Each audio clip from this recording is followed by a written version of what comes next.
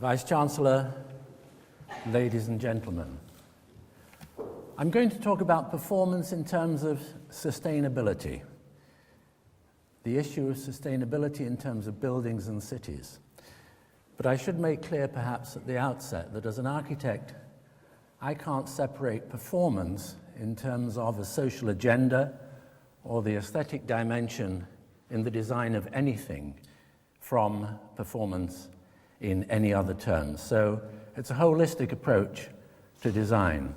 I'm going to weave that into trends, private passions which touch my life as a designer, and I have a fascination for artists who, by provocation or allegory, can raise our awareness of issues. And I introduce this really by a work by a past student of Oxford. And this work is a warehouse set in Kansas, in real time of Kansas. It's in the wheat belt and it's a container. It contains black oil sticks, black oil. And the contents of this storage area will provide enough black oil to be able to coat this agricultural building. And the life of that oil is the life anticipated by one estimate of the oil resources that we currently have. And when the oil is used up, and we can see this man painting, the total complex will be black in 30 years' time. It will then expire after 24 hours. And the symbolism is that similarly the agriculture will expire in the form that we know it because there will be no more fertilizers. Another artist, two young artists, take the theme associated with oil in terms of climate change. And they see a world where London has adapted, I quote, because their text is part of the work, has adapted to rising water tables in radical ways. Managed flooding is now the name of the game, as is self-sufficiency in food. Central London is a network of rice paddies, and Londoners' diet is largely rice-based. If we move across to the issue of energy, and we look at the disparity between the energy consumption in terms of advanced societies as opposed to emerging societies, we look at America and Japan and Europe. And if we then couple that with another major issue, and that is the explosion of population, then what is interesting is the explosion of population occurs in those areas which currently consume the least energy. And in terms of Europe and Japan, it's a negative factor. The populations are actually shrinking. So there's a very close link between the energy that a society consumes and produces and the birth rate in terms of stabling population growth. But there are also other vital links. What is, in many ways, perhaps self-evident is that those societies which consume high quantities of energy have the greatest life expectancy, the minimum level of infant mortality, the greatest political freedom, and the greatest level of enlightenment. So if we examine in terms of India just some of these relationships and trends, one project which involved dropping water, diverting a river, dropping it 1 kilometer, and producing local power in a rural area has the potential as a pilot project to change the lifestyle of the young girls in the community who, instead of having to carry water because the power is there and the water is delivered at the source, so they're liberated in terms of being educated and schooled. The power also brings information through the medium of television to the family. But what starts off as a good news story is that through the medium of television, the family starts to discover that in relative terms they're poor compared with their opposite numbers in the city, because they can earn 3 times the amount in the city, except in one part of Mumbai, which is so prosperous that the wage disparity is a factor of 10. In other words, if they go to a part of Mumbai, they will earn 10 times as much because it's that much more prosperous. Just to give an idea of the size of the project, this is Hyde Park, and if I superimpose the site in Mumbai on Hyde Park, and we go to the location, it's 175 hectares, estimates 600,000, 1 million people. The density is 5,417. That is something like more than 500,000 people per square kilometre. That's 10 times the densest area in London, which is Kensington and Chelsea. But it's mostly, as you can see here, single story, except for one part which is ringed in yellow there. And if we look at that, that was something that the local authority built in an attempt to improve the working circumstances for this society, this area. But it was rejected. It's empty, it's not used. And one of the tasks in terms of our researching this project and trying to understand what makes this community tick and how design might respond to their needs.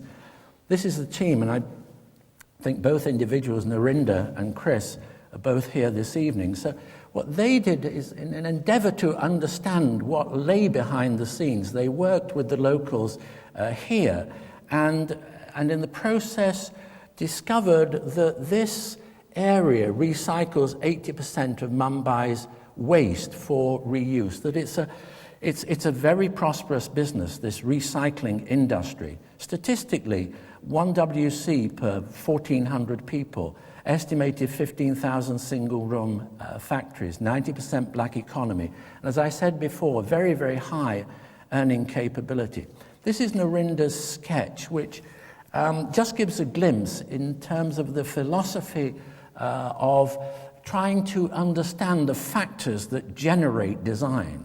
And here, just taking a small portion of that community, the emphasis on the activities on the ground plane where the pottery here is made, and then as we move across, the front of that pottery factory will be a shop, a display on the main street, and then moving across to another part of the site here, the schools and another pedestrian route. And quite interestingly, the only open spaces in this community are the school playgrounds, the cemetery, and the railway tracks. So what was interesting was through this process, understanding that the kind of spaces that they need are horizontal spaces, which explains why those buildings that were produced in a way to improve the quality of life cannot work, because it will not sustain the lifeblood of the community. Here's Narinda's sketch, which again gets behind the surface to try to understand the activities so that the solution, when it's proposed, and obviously vitally the underground services, because essentially there's no main sewage or electrical distribution, although somehow magically there is an extraordinary standard of living within this community. So the individuals here, the potter, the weaver, they're named as individuals in this design response, which is essentially low-rise but quite high density. So that's creating the public spaces. It's also a combination of a degree of industrialization and a sort of self-build, very, very traditional style of construction. And these units here, which have the little heart on them, is one exploration with the possibility of combining highly industrialized core units that could create the kitchen, the kind of hub of the house, the ventilation, the heating, the cooling, the waste processing. And interestingly, in that society, the the reality that somebody can produce a 4-door saloon, the Tata Nano, for less than £1,300, gives validity in some ways to this concept. What is also fascinating is that a more basic form of this we're all already aware of. This is a place in Indore. It was done by a very distinguished architect, Doshi, and the idea is that these heart units here, which are a combination of toilet and kitchen, providing the basic facilities, once the foundations are in here, then that allows a degree of self-building and also self-expression. And this is an extraordinary community. So in a way, this is not a new idea, but it's taking an existing concept, which also finds manifestation in other examples, and exploring its potential for local application. Just to summarize some of those trends, more than 1/3 of humanity is already living in slums. In excess of that, there is no sanitation, not sanitation in the sense that we might understand it. 25% without electricity, 17% without clean water and adequate shelter. If you translate that into planets, the only reason that America can have a 5-planet lifestyle, or we in Europe can have a 3-planet lifestyle, is because that population already on the move is consuming so much significant less energy. So how, in terms of maintaining our own quality of life and accepting the absolute inevitability that the other 1/3 of humanity will have a similar level of life and have a one-planet existence, I think that is an extraordinary challenge. And whatever the fuel of the future, the one thing I think you could say with absolute certainty is that we have to do more with less. And nobody was more powerful in terms of invoking that than Buckminster Fuller, starting in 1927. And I really bring him into this discourse because I was privileged to work with him for the last 12 years of his life. And we did a number of potential, we did a lot of explorations, potential projects. This was an autonomous house in 1982, which would be completely self-sufficient. And it is interesting that if I go back to my own roots in terms of the early days of the practice, in this master plan for Gomera in 1975, I was quite intrigued just going through our archives to find that every aspect of the zero carbon, zero waste project, Mazdar, which I'll conclude with this evening, is here in this project. So this interest in sustainability is something that is, in our terms, very long-standing. I learned a great deal more about Buckminster Fuller recently when, in a kind of homage to Bucky, as he was affectionately known by most of us, recreated the car that he's designed between 1933 and 35. Three were made, and this is car number 4. And in the process of doing this and going back into its history, it's an extraordinary vehicle. It was designed in conjunction with the yacht designer, Starling Burgess, and it's a 3-wheel vehicle. It will turn in its own length, so it's very much adapted to the city. And if one looks at the origins of the car, then it's very easy to see that the Ford sedan of that period really replicates the horse and buggy. And Bucky had a close relationship with his great friend Henry Ford, who was very sympathetic and said, you can have any Ford part at 1/3 the cost. So when you look at the design of the Dymaxion, you realize that reversed, it has the identical power unit transmission. Indeed, all the components, the wheels, the steering wheel. But the reality is that the Dymaxion is 3 times the volume, so it can take up to 11 people. It is the people mover, decades ahead of its time. At an age when people were not worried about how much fuel or gasoline a car would consume, it was half the fuel consumption and significantly faster because of its streamlined form. So this whole thing of more with less, I remember Bucky saying, you know, compare the Great Atlantic Cable in the 19th century, which was buried on the seabed. And he invoked the example of the satellite, 2 tons compared with 4,200, 8 words a minute in the past, 60 million words a minute, here through the satellite and with the example of the iPhone. Or compare the computer, this extraordinary computer, groundbreaking, shattering in 1946, weighing 30 tons.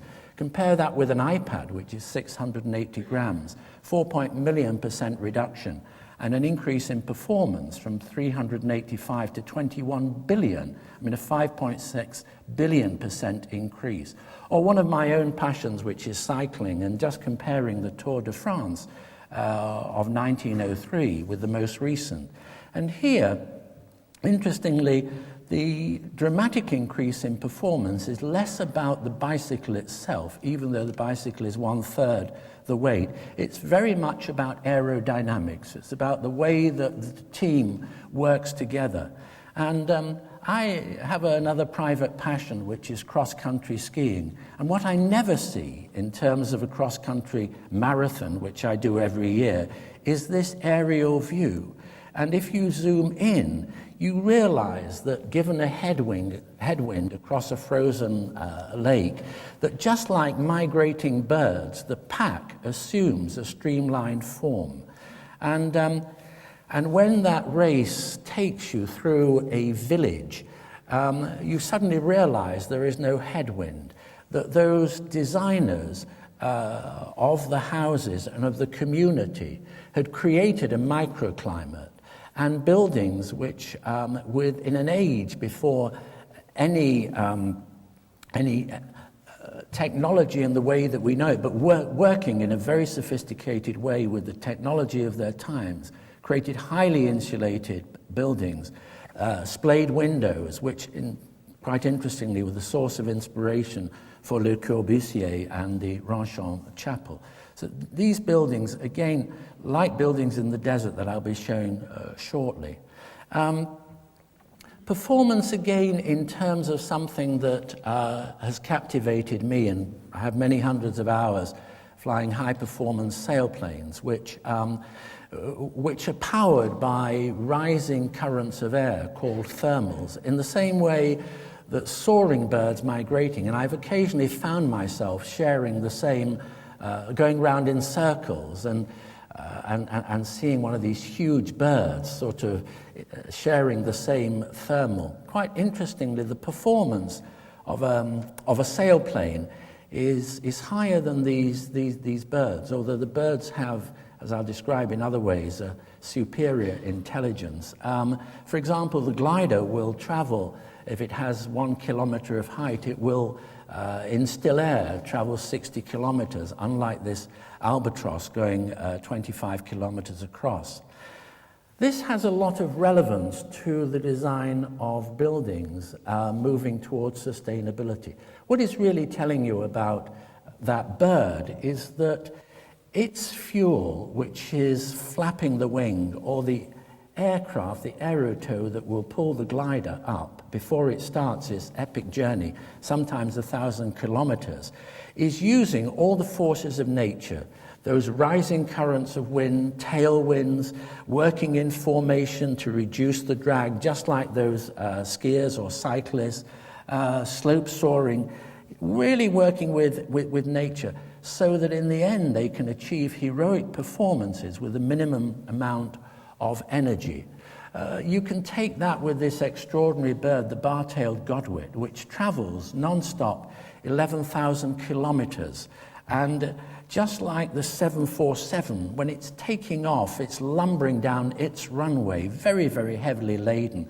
In the case of the bird with fat, in the case of the 747 with kerosene. And they're both taking advantage of the tailwinds, battering through headwinds to find those tailwinds. So again, working with nature. And I'd like to just touch briefly on a project which brings together the subject of birds, of flight, and of culture, which was recently unveiled, last week in fact. And this is the National Museum, which is a testimony really to the founder of the Emirates, Sheikh Zayed, and his, almost like a first environmentalist, noted for greening the desert, but also his interest in the culture of the region, in particular falconry. And we married that with the age-old device of the wind tower, but really using the wind tower in reverse. And we use the wind tower in Mazdar, but this is a century tradition where you build a tower because the air aloft, you'll catch a gentle breeze. The floor of the desert can be dead still. That breeze is pushed into this tower and it creates a cooling breeze which makes you feel much, much more comfortable in the heat. We've reversed that and we've created a tower which uses the thermal of flight, and which, if you imagine these things here, they're catching the wind at the top, but they're using the wind to pull out the air and deliberately taking these aerodynamic sails high so that they will absorb the heat of the sun and they will create the warm air which will rise. And here in this simulation, you can see at the base of those towers, they're the galleries, and air is pulled in. The air goes down through tubes below the level of the desert because below ground, like a cellar, it's cooler. So it cools the air which is pulled through. And there are different cycles, one cycle for summer and one cycle for winter. So the expression is symbolic of flight, these wings, but it's also very much about sustainability and moving to a zero energy concept. Here we're looking at the interior. This is a simulation. Somewhere down on the left there, you'll see the sun coming up and going down. It's over a 22-hour cycle. So very, very beautiful qualities of controlling that light. So there's always this relationship of letting so much light to bring to life the display spaces in the base of the building, the galleries that will tell the story of the background and the heritage. Again, I talked about the greening of the desert. The galleries are literally buried in a mound, and they're very much part of a garden. And this was an international competition. And we broke the rules by saying it's not just about the building, it's very much about the garden, the setting, the oasis. The two should really be in harmony with each other.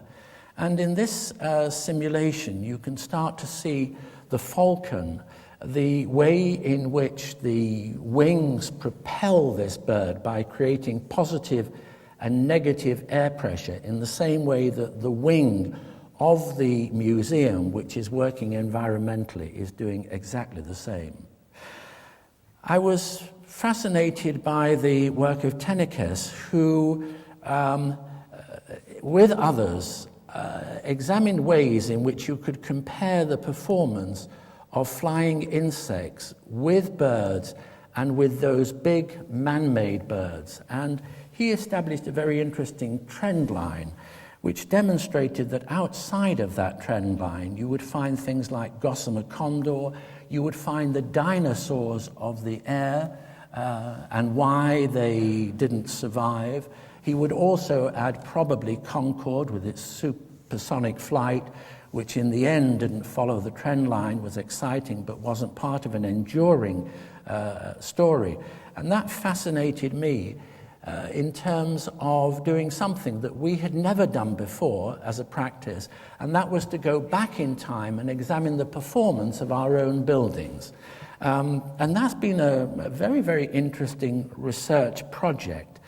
And I tried to use that as a basis just to focus attention on the issues of how, given a great infrastructure of suburban movement, given cities which will need to expand and be retrofitted in the pursuit of a lower energy consumption, sustainability, and the many new cities which are being created by emerging economies, what lessons could one learn? How could one, as it were, point for the future? And so we developed this graph of a trend line and used as the base the energy requirements in terms of good practice and the building codes. So that's energy consumption rising on the left and area of the projects on the horizontal scale. And we looked at 9 of our past projects, and I just highlight 2 of them because they both work with nature in the way that I've described. This is the Commerzbank headquarters, and these gardens which cascade up the building and become gathering points for the population, the bank employees who are able to gather there for breaks. They're part of the environmental lungs of the building. So this is perhaps the first, not perhaps, it is the first green skyscraper. And the Reichstag, which is powered totally by sustainable energy forms. This is biomass, photovoltaics, underground lakes, very public buildings. So I was fascinated to see and here that red line is our trend line, and we are significantly ahead of the game in terms of the performance of those buildings relative to the codes of practice, best practice. The Reichstag is improving by a factor of in excess of 50%, Commerzbank a staggering 70%. But then the challenge really is how do you get down to that bottom line? And in the case of the Mazdar Institute, a building which is not just on the bottom line, zero carbon, but which is currently ploughing back 60% of its own energy consumption back into the national grid in Abu Dhabi. And as a starter for that, and many individuals have said this in different ways, but essentially to look far ahead, you first have to look far back.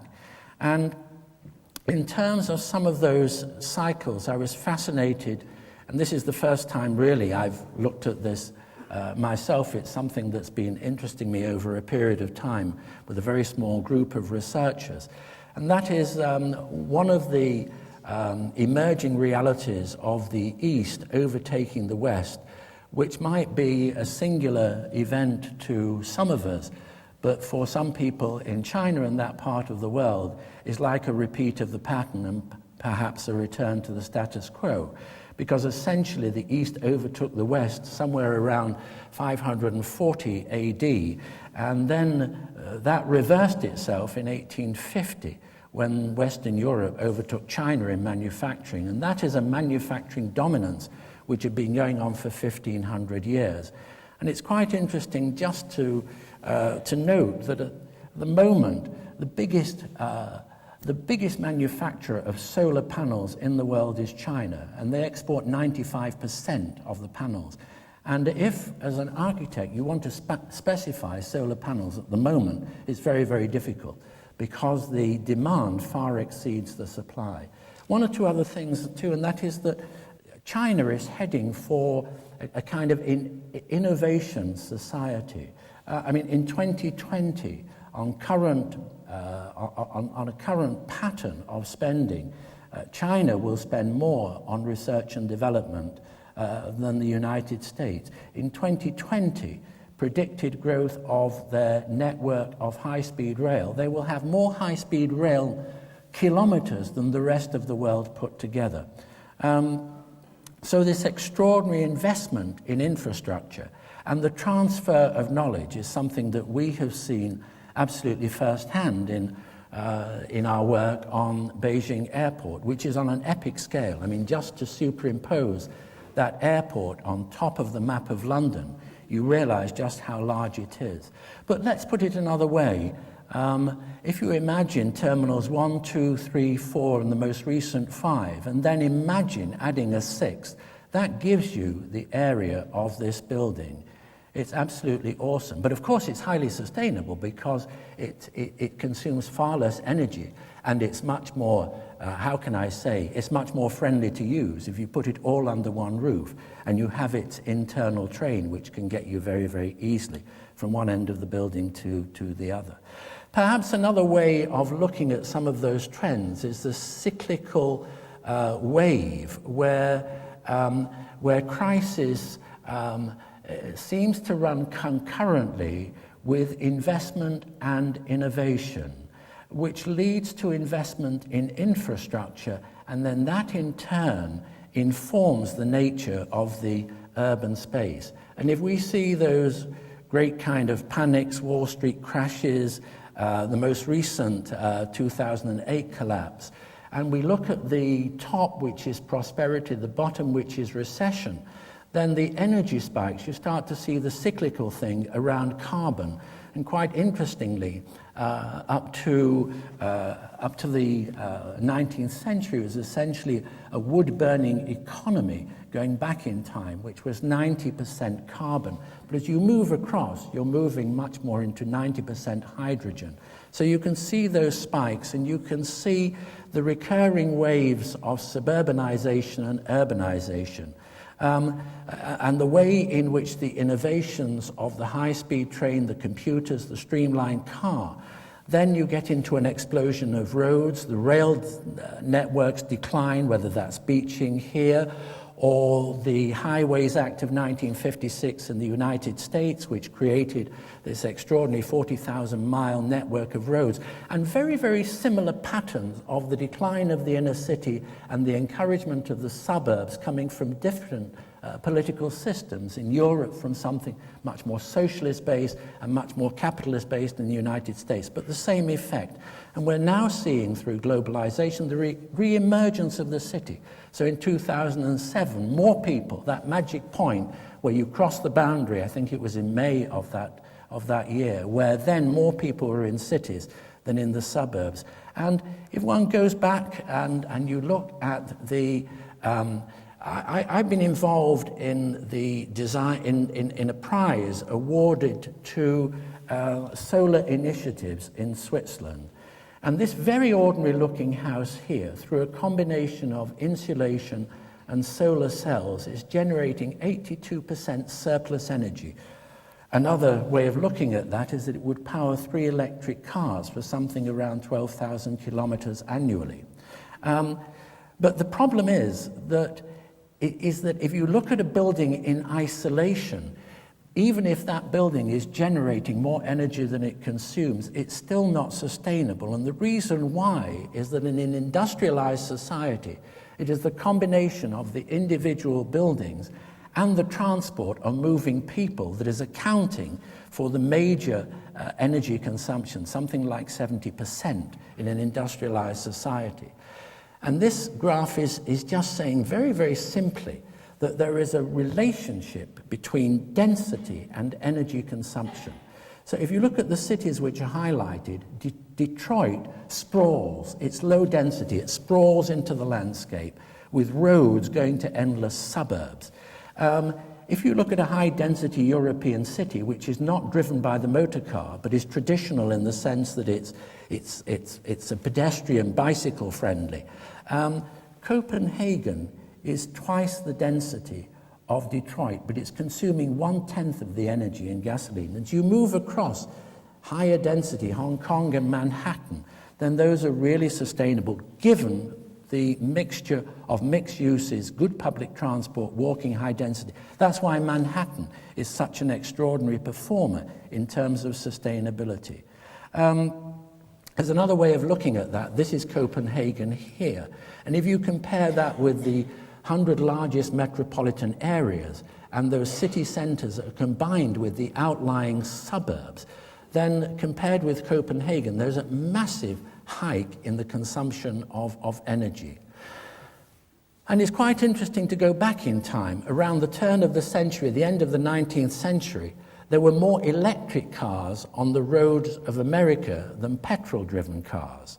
And interestingly, in the heyday of the city in America, in the 20s, there were 1,200 separate electric streetcar systems, one electric trolley car for every 2,500 people, and 80% used public transport. And it was a subsidiary of General Motors in the 50s that bought and burnt more than 100 electric traction systems in 45 cities. And it was also during this particular period that there was a massive government injection in terms of funding a road network. And it's quite interesting that if we go back to that wave diagram, then it's no accident that we're now seeing that trend reversing itself, and huge investment in rail networks, and particularly in those emerging economies. But I don't see the car as an enemy. I'm very much in the spirit of Roland Barthes, who said that they were the equivalent of the great Gothic cathedrals, and this extraordinary car was a turning point in car design. So I think the car will inevitably morph into something which will work much more harmoniously with the road networks and be more friendly. If there's a reference to the great cathedrals, then in terms of one city in terminal decline, Detroit, and God here, according to the graffiti artist, has left Detroit, then 30% of that inner city is literally being reclaimed by nature. I think that the average value of a home in this area is something like $60,000. If we move to another, the mega region, which also appeared on that trend chart, we see the relationship between Stanford, Hewlett-Packard, Apple, and others relative to the university and Google, that marriage between the academic institution, its innovation, powering the industries. This is also something which, when I show Mazdar later, is very much a model of emulation. So this is a different kind of more integrated, higher density mixture of suburbia with industry, with academia. And that $60,000 residential price here is translated into something like $1.6 million, and that's just the average. But really, that model has to be called into question. And there is a thing about China. If you really want to see the future, then you go there and you see it emerging. And this is the site of the world's biggest traffic jam, which was in August 2010 this year. And it's 60 miles long. It lasted for 11 days, and it involved 10,000 trucks. I think that myself, it's merely a question of time before the whole road system becomes regulated. It's quite interesting that in terms of air traffic, when you had the explosion of mass air travel, and you couple that on that wavy line with the innovation of the computer and the jet engine, in the end, to be able to make those great circle routes work, you had to regulate it. So essentially, it's a combination of the pilot doing what he's told by air traffic control and relying on the devices within the cockpit. And of course, interestingly, all the technology is already in the car. And when I put this together for the first time to look at it, I opened the pages of the Herald Tribune of that day, and I was absolutely amazed to see this article, which I promptly cut out and introduced after that image, where Google had test-driven 7 cars 1,000 miles without human intervention. And if you read this article, which goes on that with minimum overseeing 140,000, and this is a car, robot cars, with passengers negotiating to find, their way through off the autoroute and finally weaving through all the traffic in San Francisco. So I think that there will be a point, in the same way that we might look back at our cities and say, could you believe it? There was, open sewage in the streets once upon a time. I think that people will look back and say, you'll never believe this, but people were hurtling along the motorways and they were actually in charge of the vehicles. No wonder they were all smashing into each other. And so you could take the infrastructures that exist and you could really intensify it. You wouldn't be mindlessly building roads, and you'd be getting much, much more, literally more mileage out of it, and greater safety. If that's one possibility around the suburban infrastructure, how do you look at expanding an existing city? This is a project in Hong Kong. It's a competition, and it's generated by culture. And it's an example of investment in infrastructure, in this case related to culture, in an emerging East. Not that Hong Kong is emerging in that sense, it's emerged over a long period of time, but it is still an extraordinary growth story. This is the network of roads, and I'm just going to show one example of that big red line there, which is the avenue, which is the main street, and how, in terms of sustainability, and somehow identifying what the DNA of Hong Kong is, what makes that place special. So we start off with an examination of Nathan Road. You couldn't think of anything more evocative of that place and special to it. And then analyzing that in terms of what you perceive around the signs, the people, the traffic, breaking that down, further analysis, going behind those facades, finding that this is a layered community, different from many other cities, that residential is sitting on top of offices, is sitting on top of retail, and using that as a basis to then generate a new design. And here, significantly, you see that a lot of the traffic is siphoned off below to improve the quality of the pedestrian experience at ground level, and the way that culture is integrated into that matrix. And this we developed as a sustainable model, many computer studies, and here you can see that the green of the traffic is below the level of the pedestrians. I come to Mazdar itself, and I describe the challenge of creating a zero waste, zero carbon community as the equivalent today of putting a man on the moon in the 60s.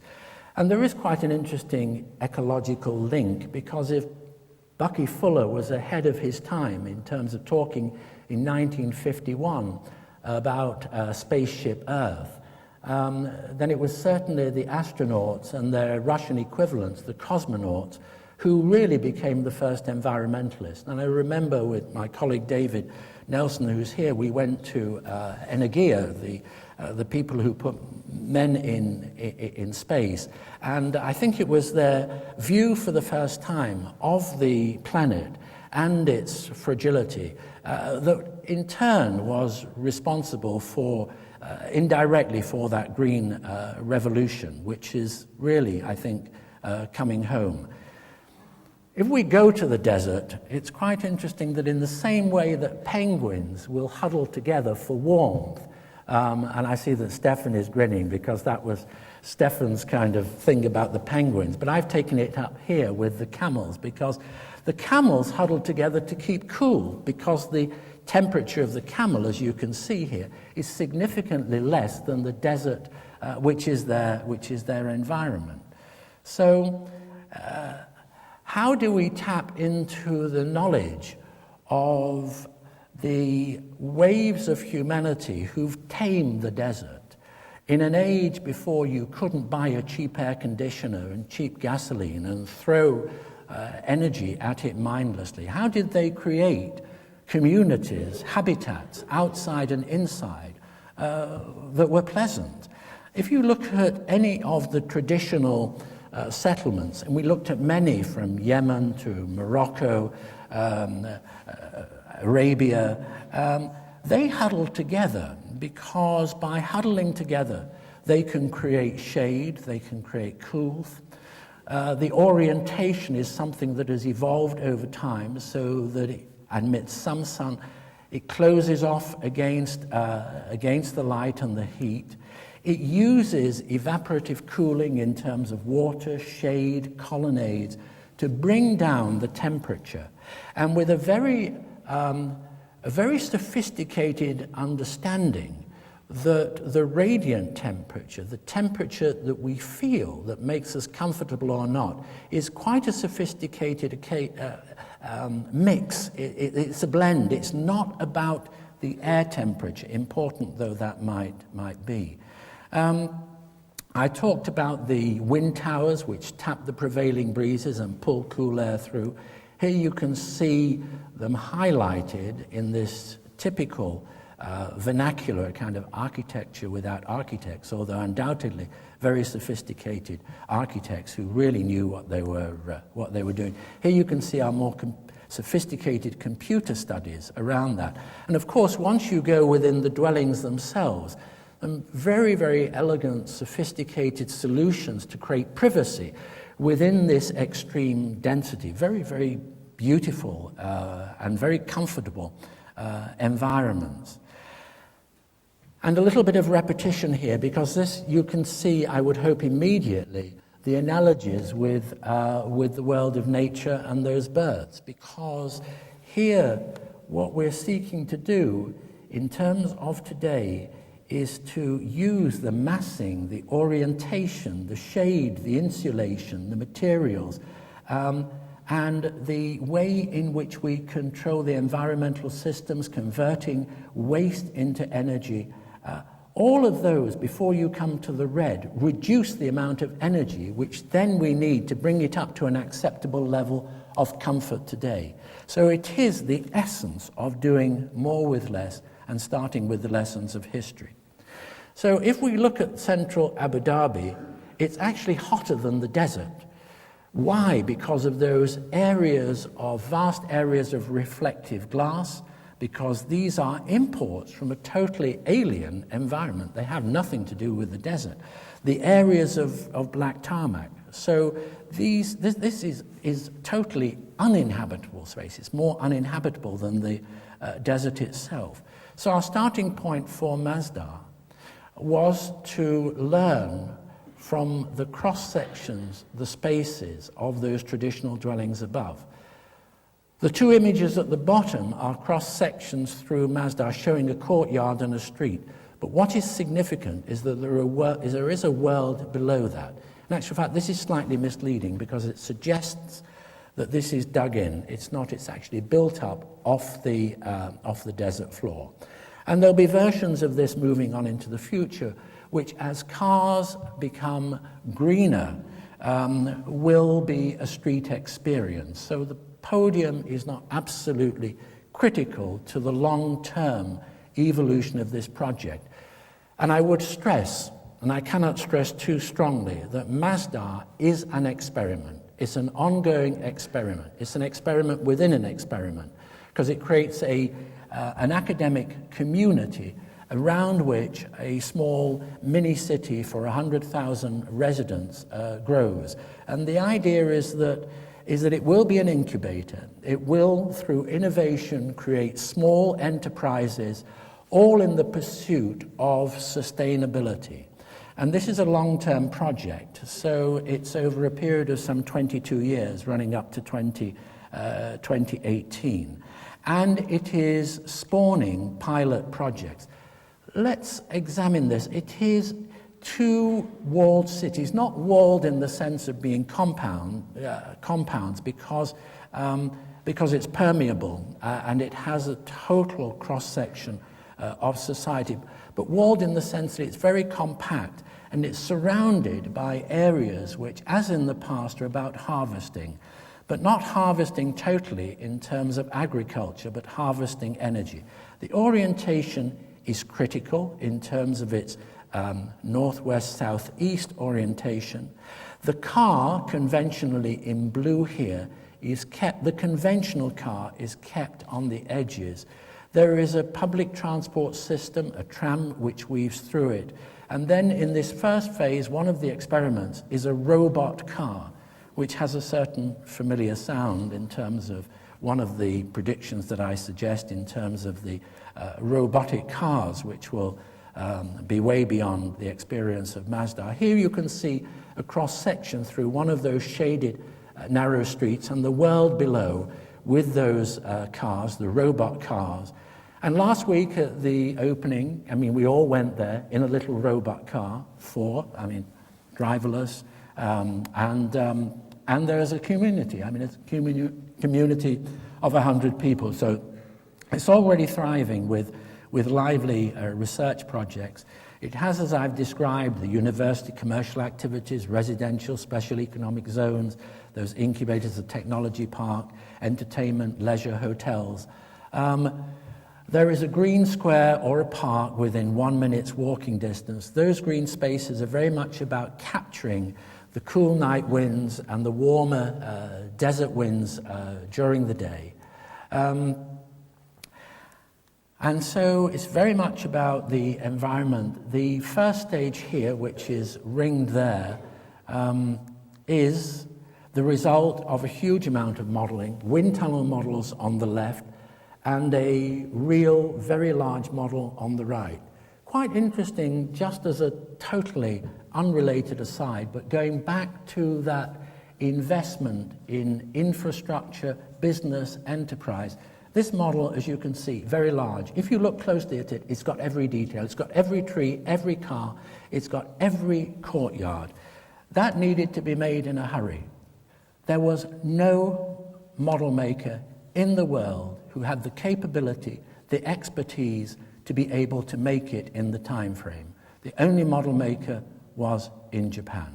Was in China. And because they had invested, and that is a model-making company, 5-story building, totally, I mean, it's another kind of mini-story in itself, but quite significant in the broader scheme of things. Standing back, here you can see the totality of the eventual Mazdar, and you can see the harvesting areas around it, the solar cells. The reason that it's developing 60% more energy, which currently is being fed back into the national grid, is because it is a solar farm. It's a 10 megawatt. There's already 100 megawatt farm now under realization in Abu Dhabi. And this diagram tells you why those solar panels are there. If you take a convenient meter, either a meter cube of water and drop it as hydroelectric, or a meter square of land to develop biomass, or a meter square to put wind turbines on, then you can see that in terms of the yield per year in kilowatt hours, the PV solar cells, still in their infancy, are way, way ahead. I mean, the nearest competitor is a wind turbine. And a wind turbine in an urban context is delivering virtually nothing, and there's no wind in the desert. And it's interesting, but nobody talks, when they talk about pollution, nobody talks about visual pollution with wind turbines and farms. And if you see some of the horror stories in Spain and elsewhere, I think that's another story which questions the performance of wind turbines. But the pilot projects are absolutely fascinating. I can't go through them all, but let's just look at geothermal. One of the projects underway is to take the technology which has been developed in that region for drilling into the desert floor to extract oil. Take that technology and you put boreholes down 2 kilometers, you'll be finding a water source at something like 90 degrees. So you've got a 25% temperature differential. You can convert that heat into cooling, and that's another source of power, completely untapped. I mean, Iceland is an economy which is totally proof against fossil fuels in the future because it is a hydrogen and geothermal economy. And it was no accident that last week that the president of Iceland was there at the officiating ceremony for Mazdar. But it's not just about technical performance. I mean, it's very much about the cultural dimension. And here on that project, we've been working with an artist skilled in interpreting the geometrical patterns behind the traditional architecture of Islam. And you can find that in here. These are the facades, which are about the residential accommodation. And again, you can see the layering, the protection. You can see the interpretation of those arabesque patterns. And here in this image of a courtyard, you will see the photovoltaic cells on the roof. You'll see the patterns on the right-hand side there. And then in the background, very high performance, very much derived from space technology. of creating cool surfaces, an extraordinary degree of insulation and shading. Therefore, the laboratories. And the laboratories are great consumers of energy. I mean, this is the most energy-intensive kind of university because it's about these research laboratories, air-conditioned, which are running over a 24-hour cycle. Here we look at some of the spaces. You can see the cooling water in the foreground. If we drop ourselves below this level, here you can see the PRTs, those robot cars. Back at the level again, you can see the wind tower, the base of the wind tower on the left there. And it was fascinating that that was working incredibly well last week. I mean, you would go near it and you'd immediately have this cooling breeze, although the air was absolutely still at the base. A typical street here, and on the right our visualization before this was even a building site. So again, how you anticipate in visual terms and explore and model, all very much a part of the story. And the lobbies are also working ecologically and also giving you access and permeability from one part to the other. Of course, if you go behind that facade, then this is the kind of student room that you'll find.